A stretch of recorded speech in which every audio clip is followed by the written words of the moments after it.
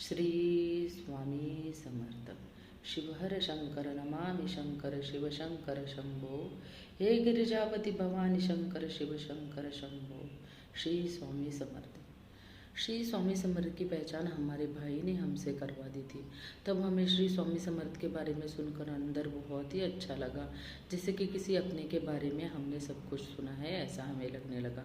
लेकिन फिर इस मोह माया के चक्रव्यूह में हम इतने फंस गए कि श्री स्वामी समर्थ को हम एकदम भूल गए। लेकिन उसके बाद कई सालों के बाद हमें एक संदेश और अंदेशा आने लगा, जिससे हम बहुत ही डरने लगे और हमारे पिताजी की फिक्र हमें होने लगी। लेकिन उसके 2 साल के बाद हमारे पिताजी का देहांत हो गया। हम शोक सागर में इतने डूब गए थे, हमें समझ में नहीं आ रहा था कि हमें क्या करना चाहिए।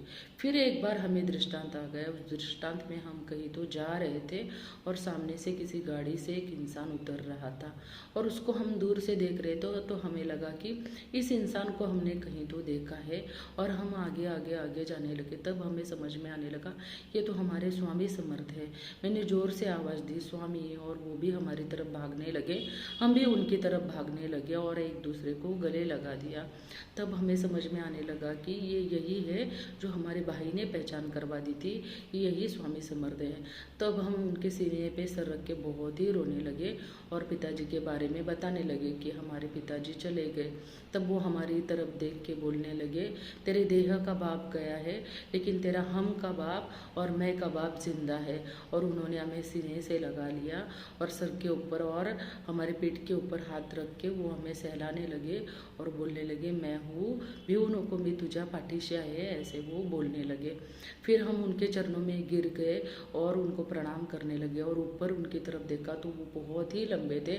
उनके हाथ पैर लंबे थे, उनके कान भी बहुत लंबे थे और वो बहुत ही ज़्यादा ट्रांसपेरेंट थे, कि इतने ट्रांसपेरेंट थे कि उनका अंदर का हार्ट और ऑर्गन्स दिख रहे थे, इतने ऑर्गन्स, और उनकी जो रक्त वाहिनियाँ और धमनियाँ भी उसमें दिख रही थी। इतने ट्रांसपेरेंट और बहुत ही शुभ्र कलर के वो थे।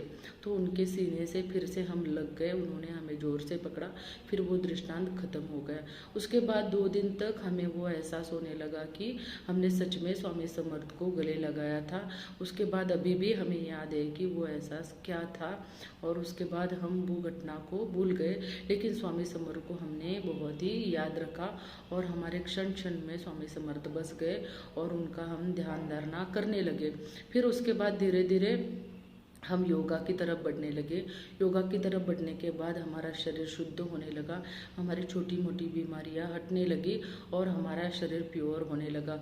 उसके साथ हमारा धीरे धीरे मन भी एकाग्र होने लगा और मन भी शुद्ध होने लगा। उसके बाद हमारे मन में पॉजिटिव विचार आने लगे और हमें लगने लगा कि हमें समाज के लिए कुछ तो करना चाहिए। समाज का मेरे ऊपर, हमारे ऊपर ऋण है और वो समाज का ऋण हमें अदा करना चाहिए। और हम उसके बाद धीरे धीरे थोड़ी बहुत मोह माया से बाहर आने लगे और इस मोह माया के चक्रव्यूह से बाहर आने लगे और हम ईश्वर की तरफ बढ़ने लगे। हम फिर स्वामी समर्थ की पूजा अर्चा करने लगे। धीरे धीरे हम मंत्र पठन करने लगे, उनकी किताबें पढ़ने लगे, उनके चरित्र पढ़ने लगे, फिर ध्यान धारणा करने लगे, फिर मानस पूजा करने लगे।